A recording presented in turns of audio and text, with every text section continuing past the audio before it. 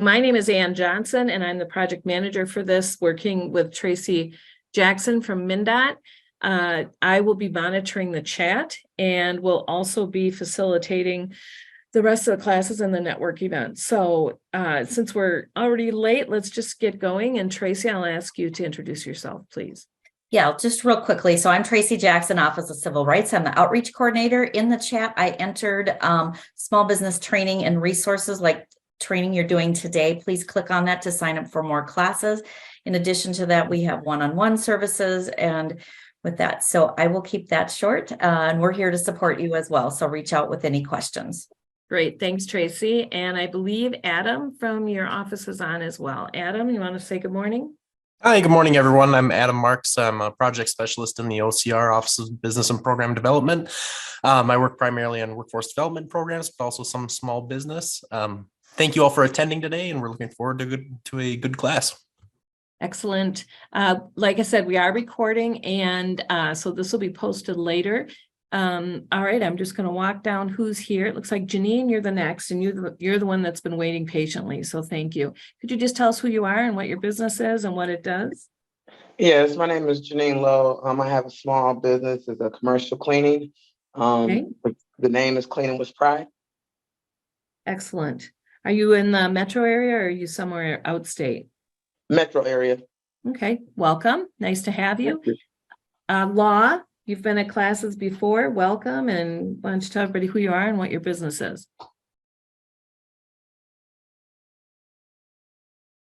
Law.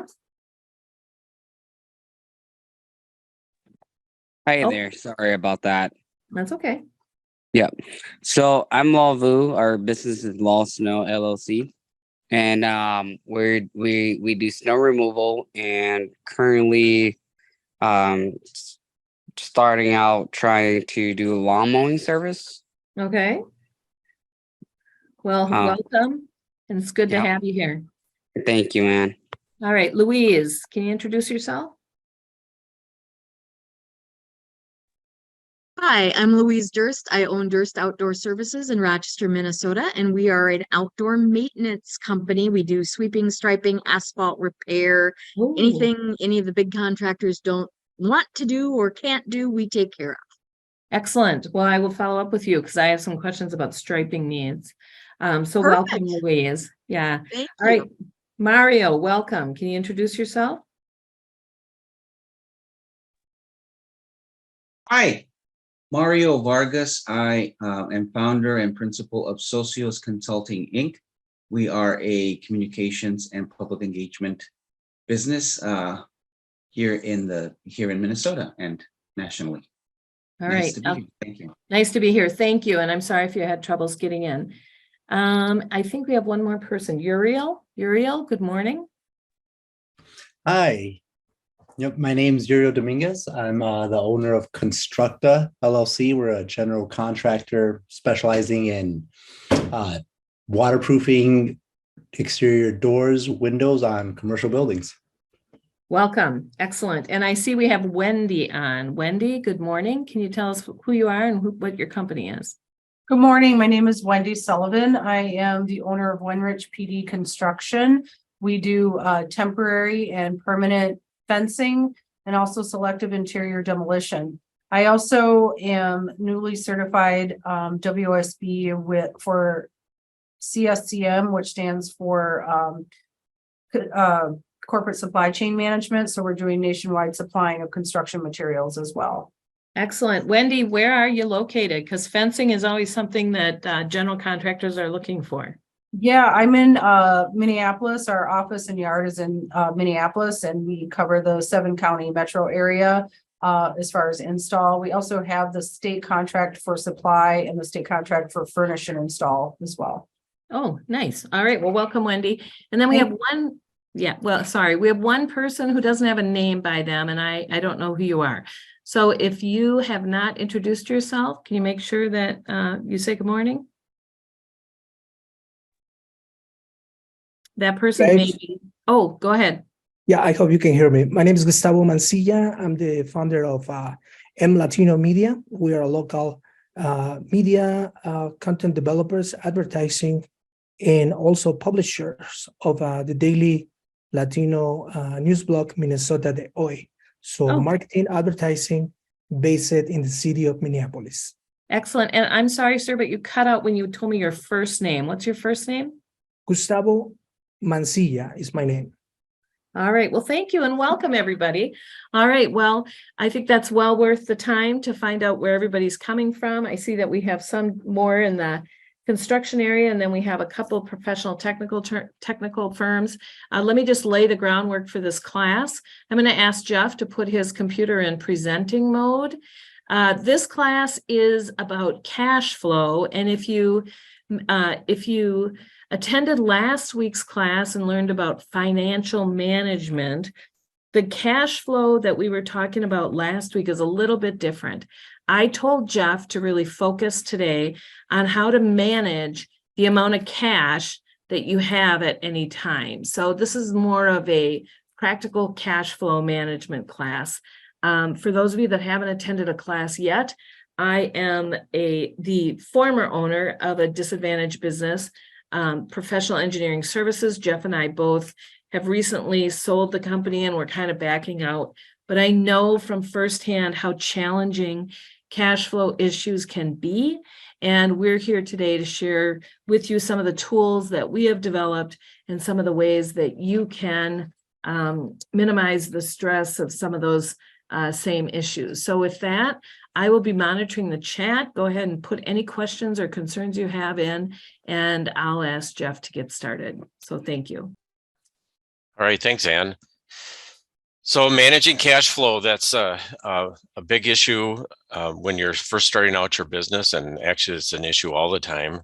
Ross has previously talked about managing your business, and he focused mostly on the expense side of the business, where you're paying for things like rent and electricity and so forth. But today I'm going to concentrate on the income side of the business. And of course, that's how you generate your income for your business and try to maximize the cash that you're getting for the work that you're doing. So I'll just move on. Let's see. There we go. All right. So what I have up here is just the definition of what cash flow is. And it's basically the difference in the cash that you have in your bank that balances with normal accounting period. If the cash balance at the end of a typical period is higher than at the start, the company is considered to be a positive cash flow. And if it's not, it's a measure of profitability, but rather ability for the business to generate cash. So when we think about cash flow as managing the amount of cash available for spending at any time and working to make that number positive all the time. Now, our business, PE Services, is a consulting business, and we typically work on construction observation projects. And so our business is very cyclical in nature, and there are periods of time when we're our expenses exceed the amount of income we're getting, and then during the busy times of the summer, our expenses or our income is much higher than our expenses, and that's when we start to climb out of the red, if you will. And so I'm going to talk a little bit more about how we go about doing that. So just some background information here. So these are some of the issues that cause impacts to cash flow, and it has to do with budgeting your expenses. A lot of times there's expenses that occur monthly that you don't really have a lot of control over. If you're renting office space and so forth, there's rent and electricity and utilities associated with that. Sometimes there's a budgeting involved in when you pay for certain services, like if you're paying for office cleaning or so forth, that's obviously a monthly cost. But sometimes when you have insurance costs, sometimes those are something other than a monthly amount. Maybe they're quarterly or something like that. And so you have to plan for different expense periods and so forth. So also impacts cash flow is actually planning when you think those expenses will come in, and then balancing that against with the income that you're receiving. And so that's the income is usually derived from the invoicing, and I'm going to really concentrate on that during this discussion today. And then typically when you're monitoring when payments are typically received, and then balancing that against when expenses are due and so forth, and then creating some kind of safety nets. And what we want to talk about that is actually having a line of credit or some amount of money that you can use when your cash flow is in the red. So we kind of talked about some of these basic accounting terms. And I believe you sent out a Yes, they're in the workbook. Okay, they're in the workbook of different accounting terms, and so what we're going to basically talk about is operating income today, and then some of the cash flow information associated with that. So that's what primarily we're going to concentrate on. So invoicing is where you generate your cash, and a couple of things that I want to talk about here under invoicing is establishing an invoicing period. Now, most companies have some sort of a timekeeping program associated with it. And our company treats the end of the week ending on a Saturday. Some businesses treat the end of the week ending on a Friday. And the reason I bring that up is when you're establishing an invoicing period, you want to match that up with your timesheet program. So for instance, if you're going to invoice for a period, let's say the invoicing period for our company for the previous month, April, was the last Saturday of the month, which in April was the 29th. So it's not the 30th. I find it's really difficult if you want to invoice by the month for the first of the month through the end of the month.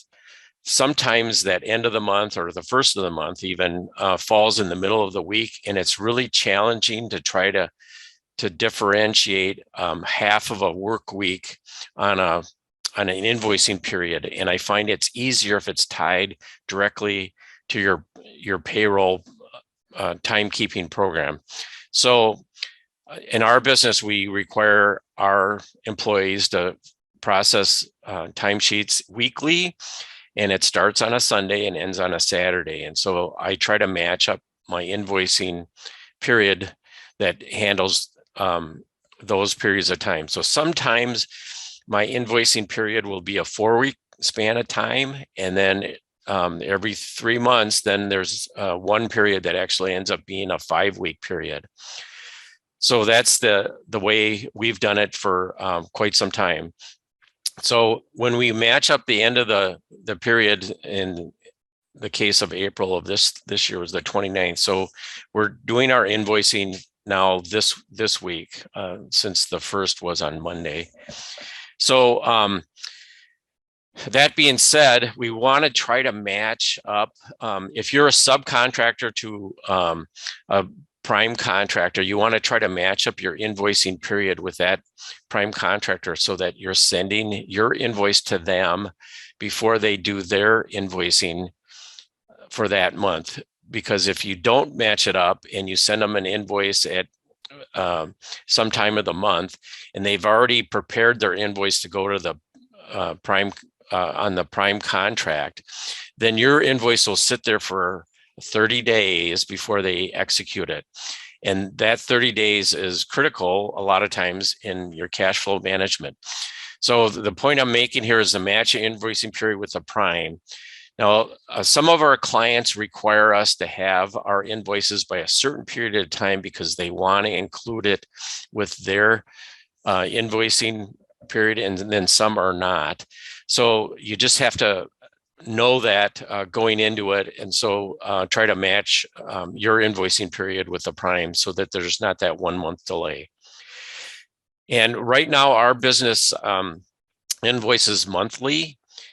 That's typically what's done. Sometimes though, if you're doing invoicing for a one-off type project where you're doing a project and you start it and end it and complete it within a few week period of time, you should immediately invoice for that project and not wait to the end of the month. And that will help your cash flow in the long run.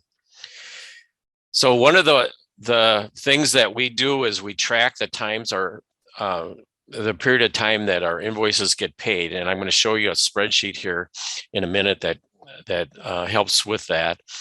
And what I mean by tracking the time the invoices are paid is if you bill somebody on January 1st of the year, for instance, and you get paid on February 1st, then that invoice was paid in 30 days. Now, sometimes the invoices don't get paid in a period of time that's reasonable, is what I would call it. And it might lag even longer than that. And so I think it's good to use a spreadsheet to track that. Now, most of the programs that you use, like QuickBooks Online and so forth, they'll track invoices as they age, and you'll be able to know when's some invoices that are 30 days old and 60 days old and 90 days old and so forth. But when they get paid, they're paid, and it's not real easy to calculate when an invoice was paid and what the average payment is. So I've developed this spreadsheet that I use to track that, and I'll show you that a little bit later. Now, one of the things that the results of doing that spreadsheet is you find out which clients that you're working for that actually pay fairly quickly. And in our case, when we have a contract directly with MnDOT, for instance, they're usually very quick to pay our invoices. And so they usually pay them within a 30-day period. And so I try to invoice my good clients that pay us quickly first, so that I add those in my list to invoice first, because I know I'm going to get paid in a pretty quick order. The other thing that's really helpful is to set up ACH payments. So most of it's automatic cash something transfer. And basically what it is, it's like a direct deposit. So for instance, we have this set up with MnDOT. So when I file a payment or an invoice with MnDOT and they process it, then I get our company would then get paid with this automatic payment. And I'll receive a notice from MnDOT that they are going to issue this payment. And so I get a remittance notice, and then my payment goes directly into our bank account. And that saves a lot of time. So for instance, if you were paid by a client with a check, they would have to mail the check, and that takes a day or so. And then you'd have to take the check and bring it to your bank and deposit it. And that takes a day or so to go from pending to actual amount of money's being changed.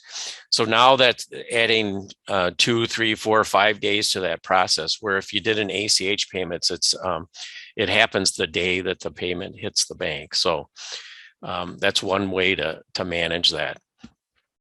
So anybody have any questions at this point? Okay. All right. I told Jeff that if nobody asks questions, I have a few things to add. So please ask questions if you're able. Just speaking from, or if you have them, speaking from experience, when I started my company, I didn't even know how to invoice. So I copied some invoicing examples. At the time, we didn't have the internet, so it was what I found online. And I just want to emphasize a few things that Jeff is talking about. First off, if you don't have a specific criteria, you need to invoice as soon as possible. Now, a great example, I had a commercial cleaning service do some work for me last week. I got an invoice the day that they finished, and then I got a reminder call just yesterday or Monday. So they did the work Thursday. I got a reminder call on Tuesday, I guess it was. Could you please pay that invoice? Now, I have a relationship with that small business owner, so I did right away. I just needed a little reminder. So there are some people who have no limits on when they can pay you, and then there are some people that do. Now, the people that have limits on when they can pay you are more what I would consider to be the public agency people. So, or if you're working on a government contract. So for example, when PE Services is a sub-consultant, or you might be a subcontractor, find out straight up early on when your client, your contractor, is going to submit the invoice. Early on in our business, I was willy-nilly about this, and I did just what Jeff said. I missed the opportunity to get in on a current invoice by a day or 2 days or a week. So if you can create your invoices to drop in to your Primes invoices, that will help your cash flow a lot. And then invoice monthly, that's a great idea, but you may be able to invoice more frequently than that. There is no limits on how you can invoice if you're working on a government contract and, your prime or the person that you're working for needs to submit 2 of your invoices in a month. That's totally okay. So whatever works for you. And then Jeff is going to share a spreadsheet now. We'll send this out in template form. So you don't have it right now because we wanted you to really just be watching. Thanks, Jeff. All right, thanks, Ann. Yeah, so my next thing is I'm going to talk about the spreadsheet that I'm going to share with you. And I use this to track, calculate, and plan for how I'm going to get this income. And so there's ways of using the spreadsheet that'll help me track those things. So I'll just here's what the spreadsheet looks like. But let me open it up here. Now I have to. So can everyone see this spreadsheet? I'm guessing yes. Okay, all right. So basically what I have shown here, this is a snapshot of our accounts or our invoices for 2023 here. And what I have it listed by date. And then we number our invoices, the year dash, and then 1 through whatever we are at this point in time. So I have the invoice name. So the name of the invoice usually has the project name in it. And then a lot of times I'll have the client name, but I also have a column for the client. So these are all our clients, the invoices for this year. And the amount of the invoice is listed in the next column, in column E. Column F is when we've received payment. So there's the date of the invoice, and then when we receive payment, and then here's the key column here, this days out. This tells me how long of a time it took to get that invoice paid. And you can see here that the first invoice took 60 days to pay. And then some of these other ones were shorter periods of time. So 37, 43, 85. And so I do this for all our invoices. And I have a cell here in Excel that calculates what the date is today. So you'll see here in the red, there's all these invoices in red are ones that haven't been paid yet.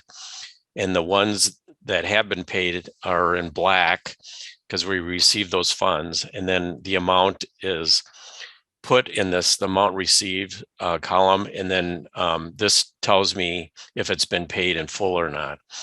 So you can see here that this is the amount of monies that we received, and then this is what we hope to receive when the invoice is paid. So going down this list here, you can see that it jumps all over the place as far as when invoices are paid and so forth. And then my spreadsheet here actually calculates the average.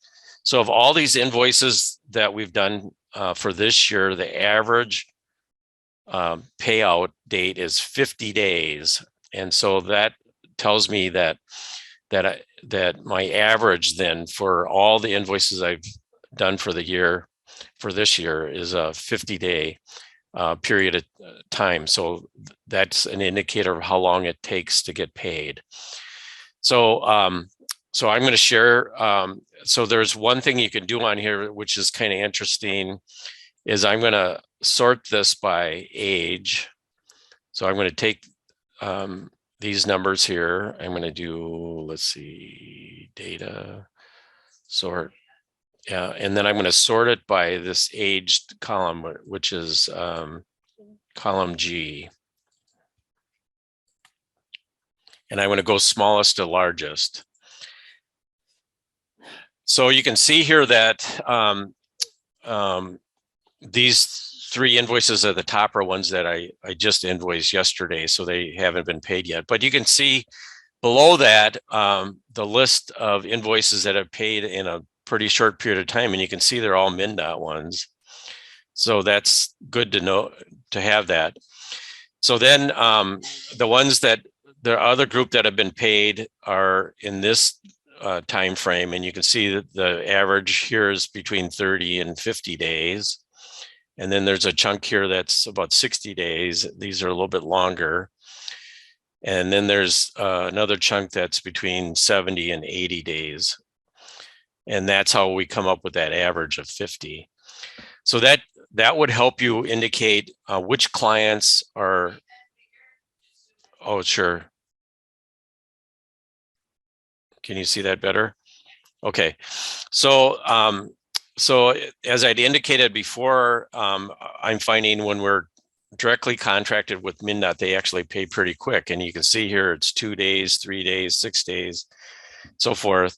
And then some of our other clients pay, you know, in the range where it's 40 to 50 days. And you can see here that it's a bunch of different clients all over the place. And then there's a group then where there's over 90 days. And so my benchmark is when an invoice gets to be 90 days, then I start getting nervous. And that's when I usually start making inquiries to some of these clients, asking them if they could pay the invoice. Now, your business might be one that you can't wait till 90-day period. And maybe when they get to 60 days, you got to start contacting folks. And so then your list is ends up being longer. So this would tell me those invoices that are out even that 30 or 60 day. Now there's, as I indicated, our business uses QuickBooks Online, and I'm going to open that up now. Now, just there's a report that you get out of QuickBooks, which is kind of a nice report to get. So as Jeff is loading that, I just want to talk about this spreadsheet a little bit. It's just an Excel spreadsheet, super easy. And frankly, it's one that I created 6 years ago. The important thing about this spreadsheet is, you know, with very simple formulas, we can track how long it's been since we've invoiced somebody. We can also track two things: the amount we invoiced and the amount received. Because every year when you file your DBE affidavit of no change affidavit, they'll ask you what your sales were and what your receivables were. I can't remember which one they ask, but they ask for one of those. So it's great to have that record. And then the second thing is, it's great to have a record for yourself. I know when I was early in my, and not that long ago, we worried about cash flow, actually pretty recently. And I was able to see what money was still coming in, and based on pretty good data, I could see how long it typically took a contractor or a client to pay. So that gave me some peace of mind. All right, Jeff, I see you have it ready to go, so I'll mute myself. So these are some of the common reports that I look at in QuickBooks, and this is an accounting program. And basically there's this one called Accounts Receivable Aging Summary. And so what this does is it's a really nice report. So it's basically for this year. Well, it's actually all of our invoices. So this tells me during the period, the current period, it's 1 to 30 days, how many dollars that we've invoiced, and then 60 days, 90 days, and then over 90 days. And so this tells me that we have, right now, we have $94,000 in accounts receivable that are over 90 days old. And so that's a little bit concerning that it's up that high. That requires some attention to try to contact some of these clients and find out what, where we are in the status of that payment.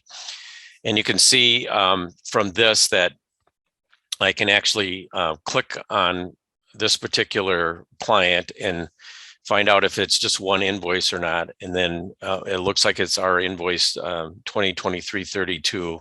And so I could and the due date was the date of the invoice, which is February 1st. And that tells me the amount, and then I can go back to that client and ask what the status is of that particular invoice. So there's another report that I like to look at, and that's sales by customer. And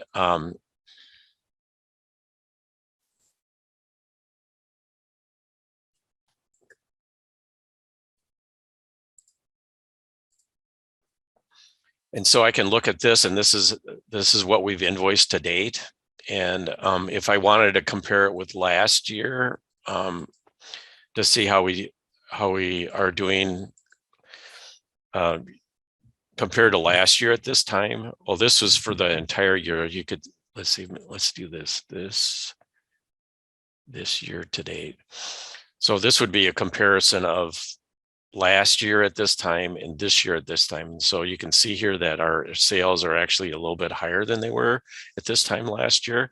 And then it also indicates what clients that we have this year that we either didn't have last year or that are continued from the previous year. And so these reports are kind of nice to look at to help you balance out that cash flow. All right. And then I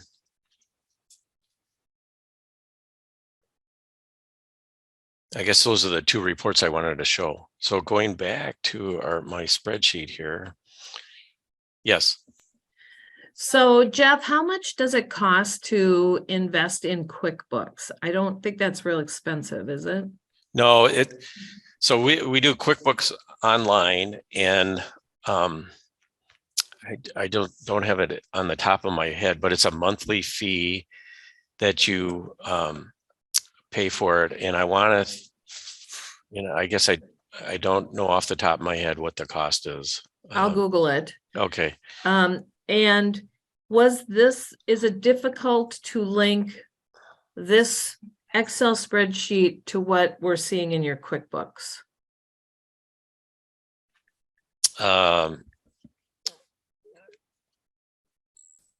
You can do it.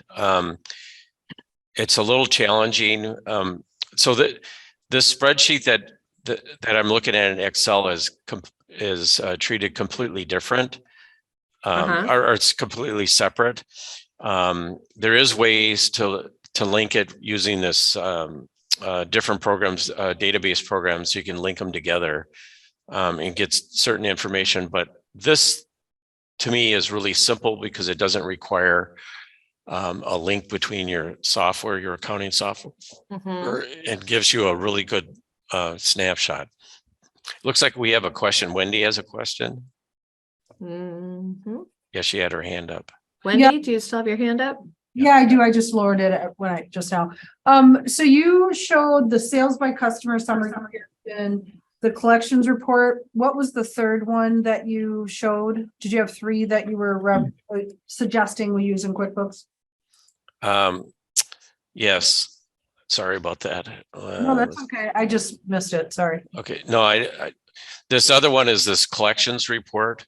Oh, So what this does is it lists all the invoices that haven't been paid by client individually.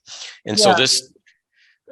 so that one report showed a total amount for each client. And this actually breaks it down by invoice. So you can see here what the invoices are and the amount. So I'm going to go up to, let's see.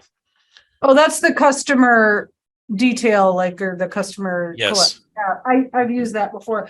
And the one that you showed first, you showed one first, then you did the sales by customer. Did you show the aging report first? Yes. Okay. Accounts receivable aging. Okay, that's all I wanted to know. Okay. Sure. Yeah. Okay, So thank this, you. yeah. So that, this has the total amount, and then that collections report actually shows individual invoices, which is helpful to know. So for instance, I was looking at MnDOT. Here's MnDOT. So MnDOT, the total amount was 1375. But it's really one invoice is old. It's 2713. And I have 3 invoices from MnDOT. When you do contracts with MnDOT, the final payment, they usually withhold $200 until they can go through their audit. And then once that audit happens, then you get paid for that amount. But you can see here, one of our contracts, the invoice was from December 3rd, 2021. They still owe us $200. So you can see that is now getting on to be a year and a half almost. And so eventually we do get paid for those $200, but that's where those invoices that are older for MnDOT is just the balance. So the actual invoice amount was 7147, and they paid us 6947.01, which showed a balance amount of $200. Actually, Jeff, you bring up a really good point, because there's a couple people on here who are more of the contractor performance workers, and you may be subject to Retainage. withholding. And so that is going to impact your cash flow as well. So I also want to emphasize the value of QuickBooks. When I started my company, it was called Quicken, but I would really encourage you, if you don't have a lot of work invested in your current accounting system, or if you're kind of piecing something together, QuickBooks is just fantastic. Of course, we're not supposed to be selling anything, but I'll tell you what, it is very cheap. Even the most premier version is $42 a month, and QuickBooks will do your invoicing for you. Jeff and I, kind of evolved it from our invoice from a time when their service was not available. So I want to recommend, as somebody who's a very experienced small business owner, that if you can get in the habit of using a tool like this early, I really highly recommend it. Jeff, how do you feel about QuickBooks Online? Yeah, it's a great program. What I like about it is we work with a certified public accountant, and they actually are very skilled at linking to this, and we actually give them a login so they can look right at our books and not have that disconnect. I just pulled up here what our payment for QuickBooks is, and it's $268 a month. And then there's another $85, and that has to do with an extra user, I believe. 252. So Yeah, so it's $250 a month, it looks like. But keep in mind, our business is billing 4 to 5 million a year, so we probably have quite a few more transactions and you know, tools that we use from that to get into QuickBooks. And hopefully you will build your business to the point where you'll need more complicated software to get in at something very basic. It is very reasonable. Yeah, Gustavo is noting that you can get in for as little as $25 a month. So Yeah. I highly recommend it. It's very easy when you have your taxes done. I don't recommend doing your business taxes yourself. Hire an accountant because there's a lot of risk involved in doing it incorrectly that can be financially almost catastrophic. So hire somebody to do your taxes. They'll ask you for access to your QuickBooks or to your accounting system. And the benefit of having QuickBooks Online is most accountants are very good at getting in and extracting the information that they need. So any other questions on? Yeah, Mario's got one, it looks like. Mario, Yeah, question? these spreadsheets, I'm wondering if you are going to share them with us, because Oh. they're very useful, and we just started using online books, one of the advanced versions, and we love it. It's a miracle worker for us. But So- I think that we do want to have a little bit more capability. I was told that we were not using it to its full extent, and so that was my question. Yeah, so I'm gonna actually share this spreadsheet with you. It'll be blank, but it'll have all the columns set up the way I have it and with the calculated numbers and so forth in here. So you'll be able to start using the spreadsheet, and basically when you enter an invoice, you just put the date in here and then the invoice number, and Thank you. and you'll be able to start using this program. So Yeah, Mario, I want to also offer up, we are not QuickBooks experts, but Jeff is pretty good at it, as is Ross. So if you want to schedule, a 1-hour follow-up or something, we're happy to do that as part of this contract. Knowing that we're not experts, I'm not trying to sell us as somebody who's an expert in QuickBooks, but I know Jeff has done a lot of exploring and figuring out QuickBooks on his own, and I know he would be happy to work, sit down with you for an hour Zoom or something. So if that's Thank you. interesting, send us a note and we'll make sure to schedule it. Thank you so much. Appreciate it. sure. All right. Going on, let's see, I'll go back to my PowerPoint point here. So we want to talk about this bridging over the slow times. And as I mentioned earlier, our cyclical nature of our business is we were busy in the summertime during construction season and not so much in the winter and early spring months. So our cash flow is challenged by the delay that we have in receiving payments. And as I mentioned earlier, our average age account is about 60 days or so. And some of our clients exceed the 90 days. So in order to bridge some of those gaps, we do have a line of credit at our bank. And the one expense that if you have employees that you have is your payroll. And since our aging accounts sometimes are 60 days or so, we like to have 3 months worth of line of credit to make our payroll. And so if you think of it in terms of during that 3-month period of time, there's if you're paying every other week, which is a typical scenario, you want to be able to have a line of credit that's equal to that amount. And then you also have to have the amount that you're spending associated with it. So you want to have 3 months worth of payroll, and then account for your expenses during that 3-month period of time. So you want to be able to have a line of credit that equals that. Now, even though our business is cyclical, we don't ever really have a time when we're getting zero income. We have some income coming in, but it doesn't quite cover our expenses and our payroll.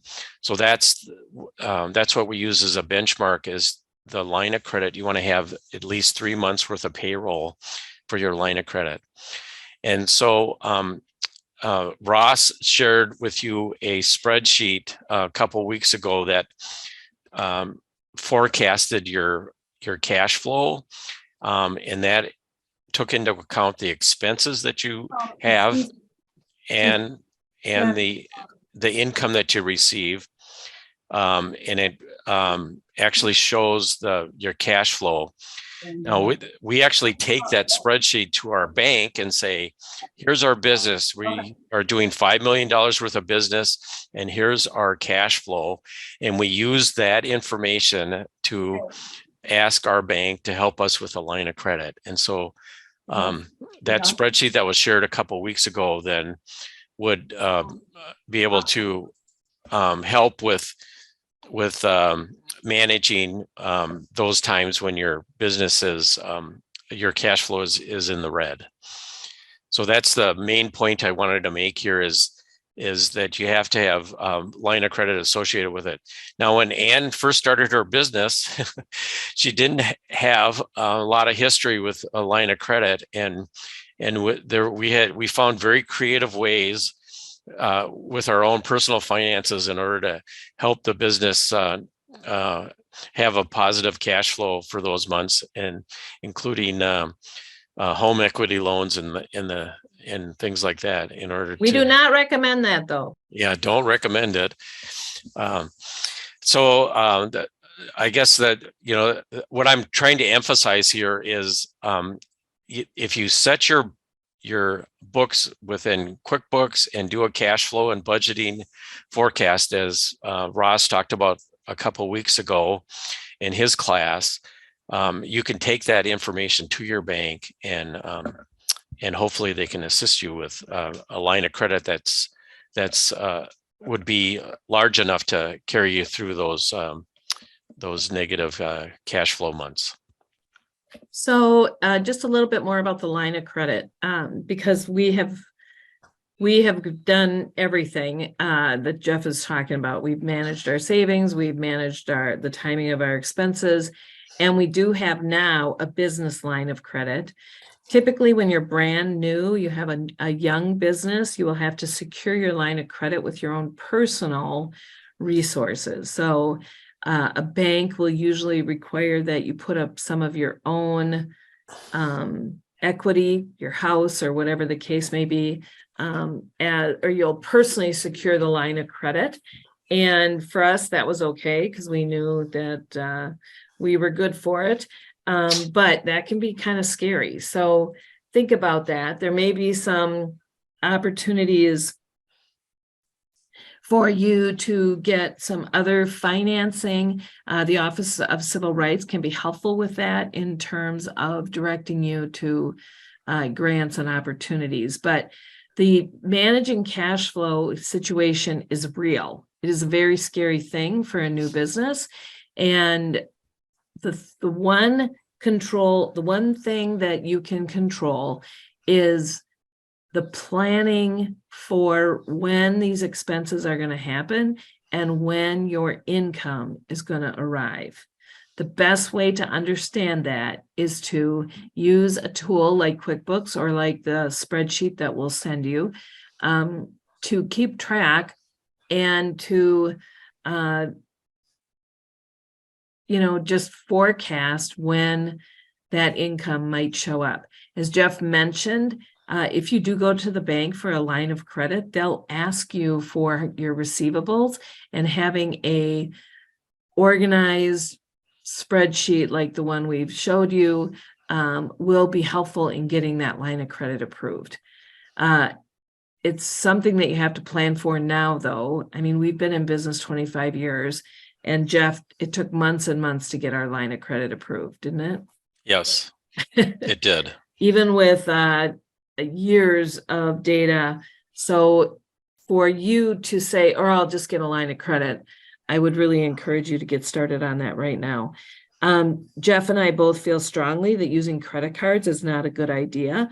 But frankly, we did use credit cards once in a while when we needed to. We used our home equity loan, and there's just some bills that are non-negotiable. Taxes and payroll are two that you just have to be ready for. So put those on your calendar, plan for them, and make sure that you have adequate resources to meet those requirements. There also is some, frankly, just some creative accounting that you can do. What I mean by this is know which of your creditors will be flexible, know which of your creditors will charge interest and won't charge interest. And as Jeff said before, just like you're prioritizing who you invoice first based on who is the quickest to pay, you know, frankly, I did get to the point where I was paying last those clients who would not charge me interest.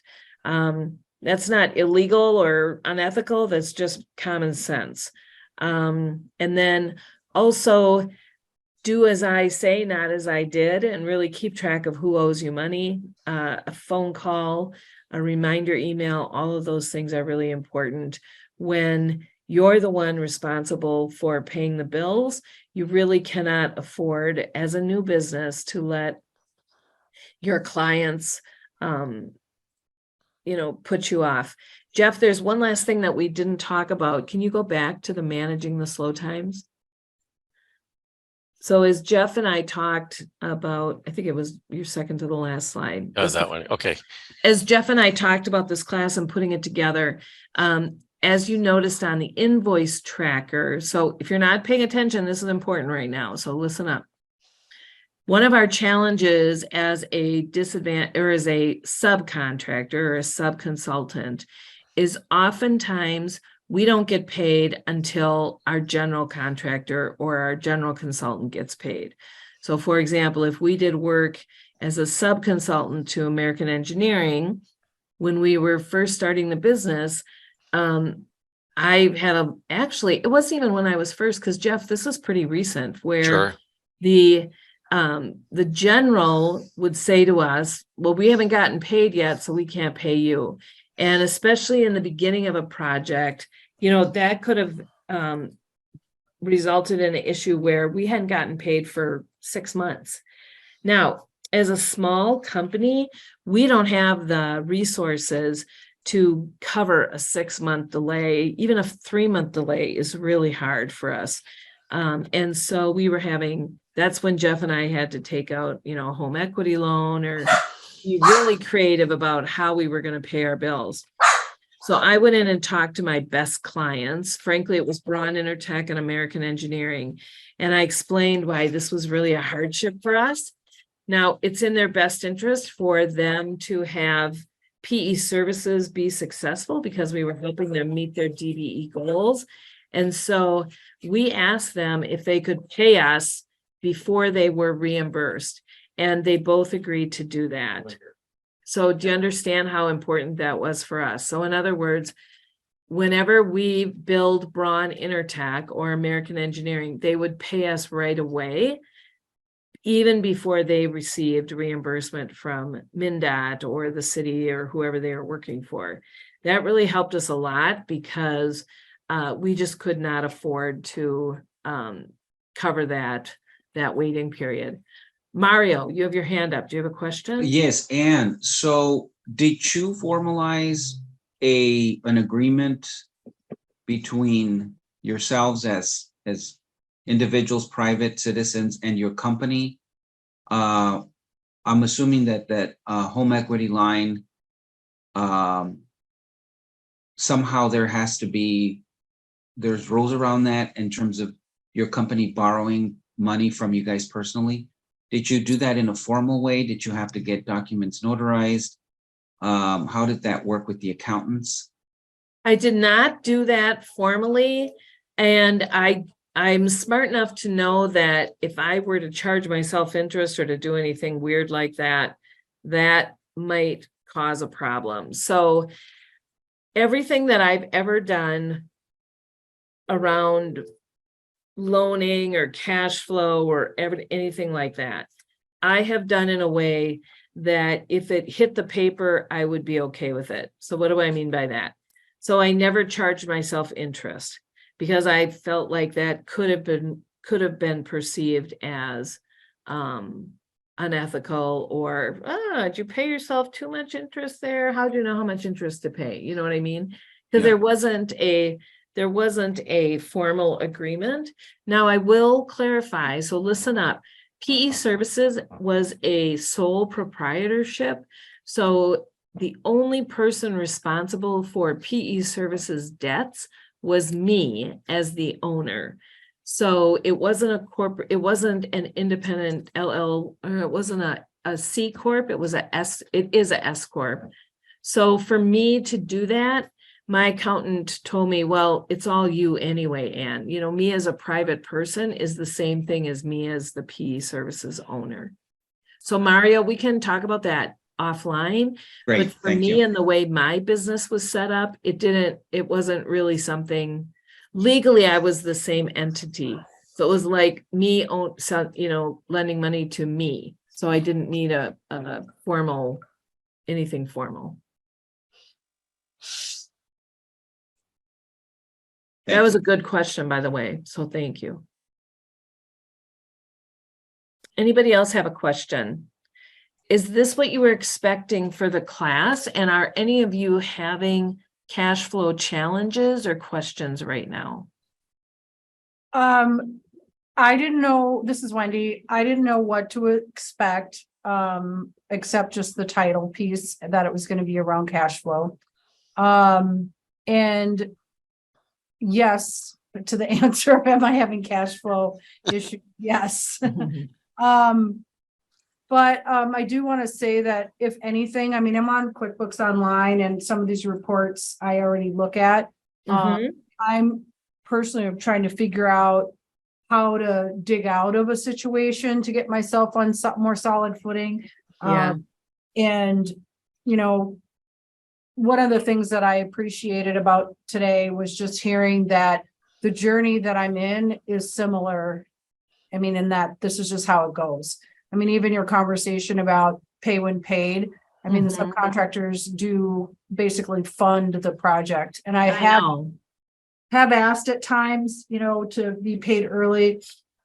And then there's also some players that, you know, don't play real fair either. So you've got to figure piece out, and that can set you back, or employees that don't do, you know, maybe don't bid correctly because you're not getting the creme de la creme of people, right? When you're doing the stuff. So, you know, they make mistakes, and that learning curve is yours to own, right? If they're expensive. So it's just kind of nice to hear that these things, you know, exist, and that kind of goes through them, and that your journey isn't necessarily unique, or that you're not competent, or you're not, you know, that piece. It's just that's what I was just going to say. This does not reflect on you. Go ahead, finish, and when you're done, I'm rambling a little bit. I mean, I didn't know what to expect. It was very good to hear more reassurance that I'm just going through what everybody kind of goes through as a small business. And so thank you. Yeah, Wendy, I was just going to reflect that for somebody like you, who's, let's just say when you do fencing work, it would be very unusual for you to get hired directly by the state, right? Or by the county, I'm guessing. Most often you do subcontracting, is that right? Most of the time I am a sub. I do some direct stuff with MnDOT, and I echo that they pay right away, which is nice, and it's direct deposit. But there aren't a ton of those contracts. Yeah. Right. So just by the nature of the work we do, cleaning and striping and fencing, etc., even as somebody who does, you know, community engagement like Gustavo and others, we are often billing to a bigger consulting firm. So for us to have to wait and to be subject to, you know, all the excuses they have for why they haven't paid or why, oh yeah, the check is in the mail or whatever. It is really frustrating. I have to tell you, Wendy, so what I'm sharing with you today are my experiences. There was nights, you know, there were sleepless nights when I was thinking, we don't have any more money left in our home equity loan and I have to pay my employees tomorrow. You know, we've gone, you know, I've gone times not cashing my check. So all of this is just real. And I think it's even a little bit more real because we're small business. I know it's a little bit realer because we're small businesses and just the way we do work. But one thing I can tell you, and I don't know how long you've had your company, but getting organized and not being afraid to ask for money owed you is really important. And that hurt me in the beginning because I was like, well, I can't ask them to pay me. They'll never ask me to do work again. You know, they'll think I'm pushy or whatever. And that's just not true. And obviously we know that. And then Wendy and anybody else who's on the line, I would note that Barb at AWC, are you a member of AWC? I am. Yep. Yeah, so she's done a great job of advocating for concerns like yours.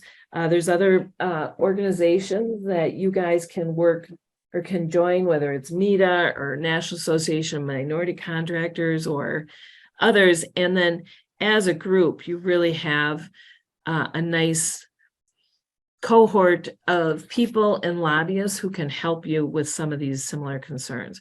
So especially the women on the line, I would really encourage you to get involved with AWC. And there's other ways that you can have advocates helping you. We've also frankly used the Office of Civil Rights a few times. So if we've had a hard time getting paid, we have called them, and that was very effective for us. Sometimes, you know, MnDOT has an interest in their DBEs being treated well and flourishing. So if we ever had a trouble with a contractor that was really slow to pay or wouldn't pay us, et cetera, I often ask them for help. Tracy, I see that you unmuted yourself. I did. And I just want to echo that is true. And don't be afraid. Sometimes they think they're going through the back door to get money from the prime contractor, but just so you all know that we have a different way of doing things. So we have to do contract compliance anyway. So when we're working with the prime contractors, we can say, hey, we see that you haven't paid this DBE in a while, you know, so we'll just watch it, but we're not going to say, hey, when, you know, Julie called me and said she hasn't been paid, so let's get paid right away, right? So we have a way of going about it in a contract compliance way, and we do support that. And we want to know because there are prompt payment rules, there's requirements, all of these contracts. I mean, whether it's to, hey, I finished my work and I need my retainage, you know, MnDOT doesn't have too much retainage, but other agencies, please reach out to your civil rights office to ask for support in that way. Yeah. And, you know, I can't tell you that enough. As some of you don't know me, but in the beginning, I had just myself and then 2 employees. You know, I'm a civil engineer. I'm not an accountant. I'm not a lawyer. And by the way, anytime I might hire a lawyer, it's going to cost my business, right? So MnDOT really helped me a lot with some of the challenges that we've had because frankly, that's their job, as Tracy just said. So if you need an advocate, go to MnDOT. Tracy can serve as your resource or whoever you work with at MnDOT. And I'm so grateful for that over the years. Mario, I see you have your hand up. Yes. So in this line of thinking around timing expenses, as we're moving gradually, you know, inching into larger government contracts. So I think one of the things that you do outside of government contracting, it's very useful to us in the work that we do, is to ask for an advance. And I'm wondering how that plays out in this industry, and if it is seen as uncouth or simply just not something that is appropriate. When is the right time? In our case, we hire a lot of independent contractors, so we will put Our business model right now, we're going to evolve it, but it is putting independent consultants and firms, grouping them for different projects depending on the needs around cross-cultural communications and public engagement.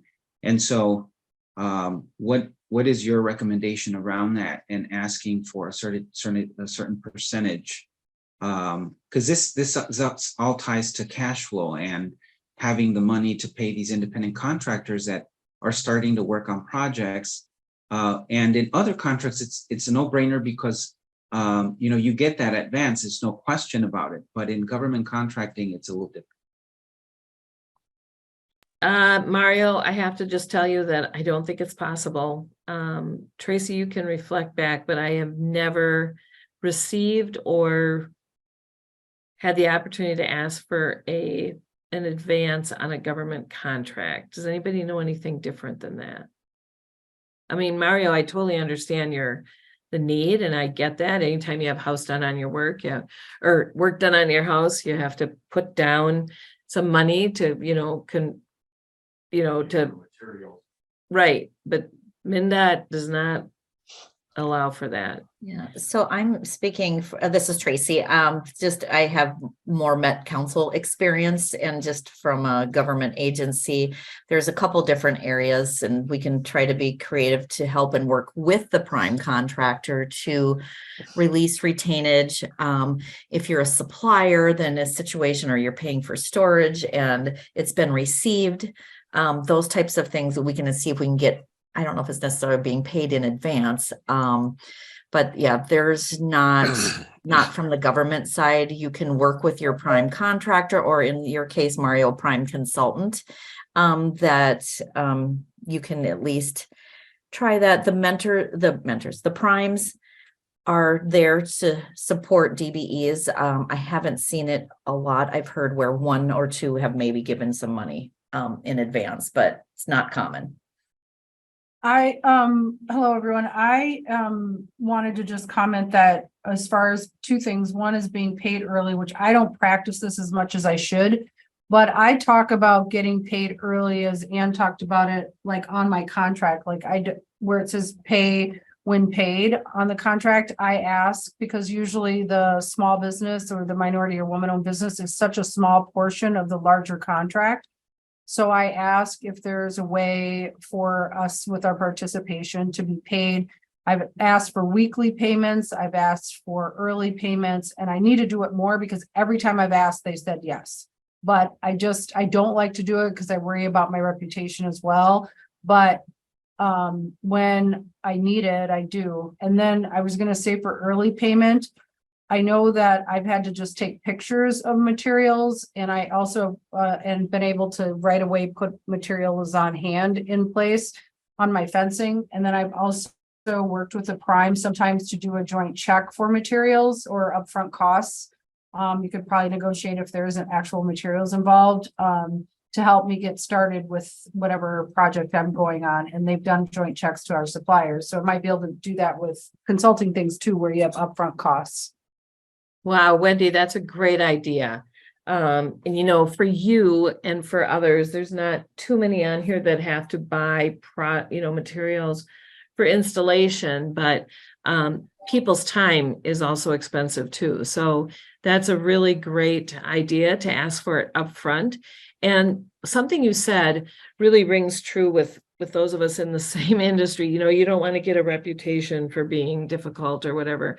But I have to say that the better your work and the better partner you are for any general, the more they are willing to do this for you. So yeah, we didn't ask Braun and American for pay upon receipt of invoice right away. But once we proved that we were a good partner for them, it is in their best interest to keep you in business. So it's really good feedback, and I appreciate you bringing that up as an option. All right, well, we got a late start. So Jeff, if you want to finish up with next steps, and then I will send out an evaluation. When you guys send that back to me, we'll send you the template for that spreadsheet. And remember, we can provide insight and any kind of help that might get you into QuickBooks. our QuickBooks Online. We're not experts, but we're happy to serve as resources for you. And so with that, I'm just going to mute myself and Jeff can finish. All right. The first step is to submit your evaluation of the session today. And it's a little bit of a carrot and stick format in that we would hope to get your evaluation. And then once we get your evaluation, we'll send you the spreadsheets that we talked about today that we prepared for you to use for tracking your invoices. And here's our contact info.